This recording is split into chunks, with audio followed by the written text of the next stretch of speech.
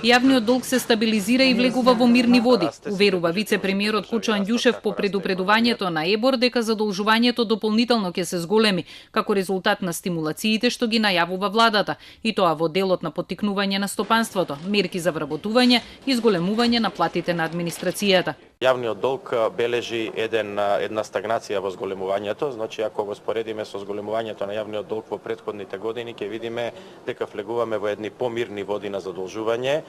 Ценам дека тоа прави една стабилност во фискалната политика на подолг рок и ценам дека таквото задолжување е одржливо, значи и апсолутно нема да ги ремети финансиските текови во Република Македонија.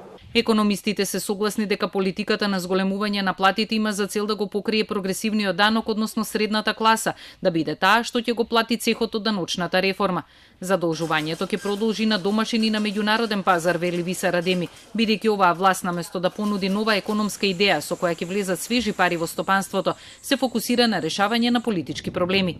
Цялата администрација што е некадарна, некапацитет, се фокусира што ќе прават министрите во наредниот период, а тоа е да ги решават овие проблеми. ВМРО, такво ВМРО како што беше, сепак дојде на власт со јасен економски модел. Ние го критикувавме за тоа што се фокусираше премногу на социјалниот аспект како десничарска партија, но освен прогресивниот данок, ние не гледаме, например, кој е економскиот модел на СДС и ДУИ. Ја би сакал да коментирам и да критикувам економски модел, ја не гледам. Иако нивото на јавниот долг според ЕБОР не е алармантно, Македонија сега должи за дури 20% повеќе отколку пред 10 години. Бројките на Министерството за финансии покажуваат дека долгот е во постојан раст. До годинава тој ќе достигне 50,6% од БДП, а до година 54,2% од БДП. Според фискалната стратегија на Министерството за финансии до 2020 година се очекува умерено зголемување на јавниот долг до 54,8% од БДП, а потоа намалување на 53,8% во 2021.